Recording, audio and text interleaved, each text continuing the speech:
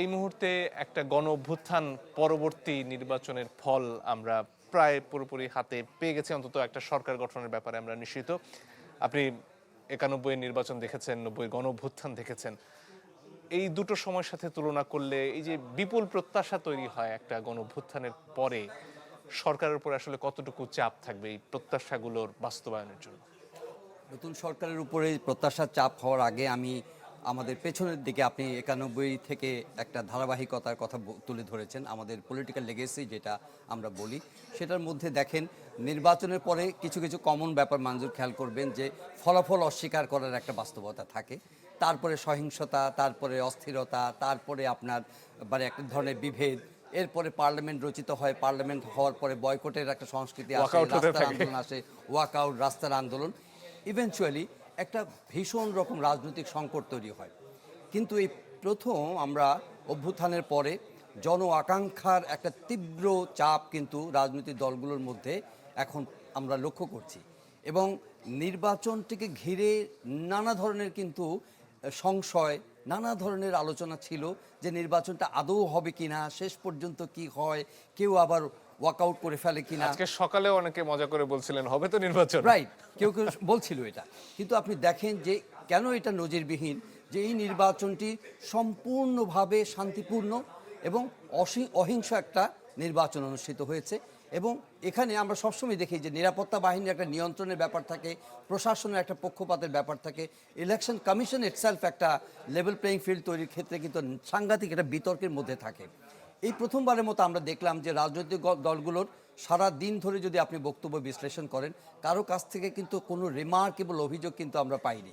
প্রত্যেকেই বলেছেন যে ছোট ছোট কিছু বিচ্যুতি, কিছু মানে বিচ্ছিন্ন কিছু ঘটনা ঘটেছে, কিন্তু ওভারঅল নির্বাচনটা হয়েছে সুষ্ঠু, শান্তিপূর্ণ এবং বড় ধরনের কোনো অভিযোগবিহীন, এবং নিরাপত্তা বাহিনীর ভূমিকা সম্পর্কেও কিন্তু কারো জোরালো কোনো অভিযোগ নাই, সবাই কিন্তু সহযোগিতা করেছে। এই শেষ সময়ে এসে কতগুলো অভিযোগ আমরা পেলাম, ফলাফলগুলো যখন মোটামুটি হাতে চলে এসেছে। জনাব মামুনুল হক, তিনি তার অভিযোগটা খুব সুনির্দিষ্ট। তিনি বলছেন যেহেতু ব্যালট পেপারে পাশাপাশি দুই সারিতে সেখানে ছিল প্রতীকগুলো ছাপা, তার নামটি ছিল সবার নিচে এবং তার পাশের অংশটা ফাঁকা ছিল।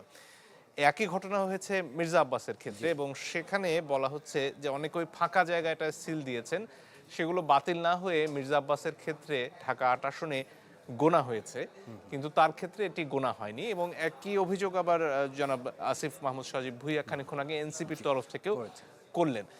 এই যে অভিযোগগুলো তুলছেন, এগুলো যদি সত্য প্রমাণিত হয়, আসলে যেভাবে ফল আমরা এখন পর্যন্ত পেয়েছি, ফল পাল্টে যাওয়ার সম্ভাবনা দেখেন কিনা?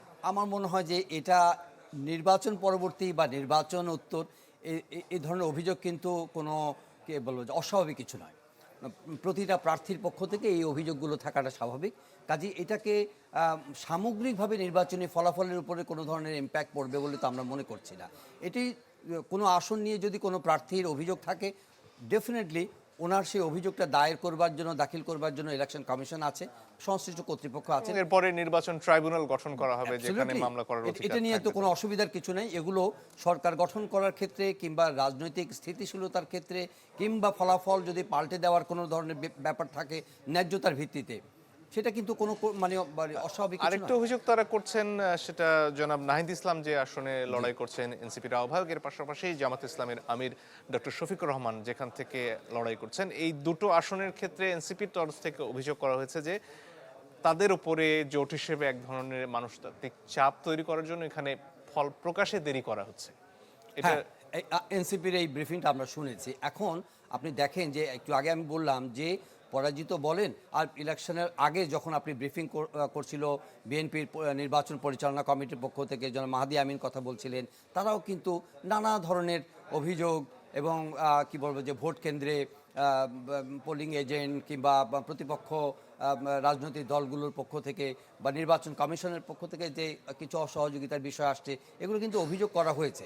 কাজেই এগুলো বাংলাদেশের রাজনৈতিক সংস্কৃতিতে যে কয়েকটি অভিযোগ এনসিপির পক্ষ থেকে আসছে, আমি মনে করি যদি লেজিটিমেট হয়ও সেগুলো ইলেকশন কমিশন দেখবে, কিন্তু এটা সামগ্রিকভাবে নির্বাচনকে আপনার কোনো কালার করার জন্য, নির্বাচনের ব্যবস্থাপনা নিয়ে প্রশ্ন তোলার জন্য আমি মনে করি না খুব মানে জোরালো কোনো অভিযোগ। এখানে তো বিএনপির সবচেয়ে নিকটতম প্রতিদ্বন্দ্বী দল হিসেবে জামাতে ইসলামী, তাদের তরফ থেকে সন্ধ্যায় জামাত ইসলামের আমির একটা ব্রিফিং করেছিলেন, সেখানে কি কোনো বড় ধরনের অভিযোগের কথা তিনি বলেছিলেন? আপনার আমার চোখে মনে পড়েছে? হয় না। দেখেন জামাতে আমির মানে আমির যে বক্তব্য রেখেছেন, ওনার বক্তব্যের মধ্যে কিন্তু সন্ধ্যায়ও এক ধরনের আশাবাদের কি বলে প্রতিফলন আমরা দেখেছি, এবং ওনা কিন্তু একটা সুষ্ঠু নির্বাচন পরবর্তী ফলাফল মেনে নেওয়া এবং আগামী দিনের এগিয়ে যাওয়া, রাজনৈতিক নতুন সংস্কৃতি তৈরি করা, সেই বিষয়গুলোতে কিন্তু ওনার একটা পজিটিভ মাইন্ডসেট কিন্তু আমরা লক্ষ্য করেছি।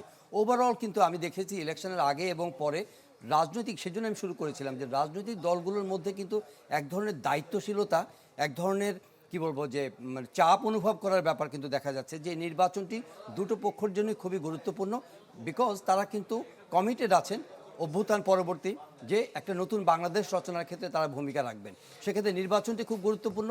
এখানে যে অভিযোগগুলো আসছে সেগুলো বিচ্ছিন্নভাবে এই অভিযোগ নিয়ে আমরা তো এটা এখানে বসে সলিউশন করতে পারবো না। তারা যে অভিযোগগুলো করছেন সেগুলোকে আমি মনে করি যে এগুলো বিবেচনার মধ্যে নেওয়া উচিত, এবং সংশ্লিষ্ট যে কর্তৃপক্ষ রয়েছেন সেগুলো বিবেচনায় নিয়ে তারা সিদ্ধান্ত দেবেন। এ নিয়ে তো কোনো বিতর্ক থাকার কথা না। আর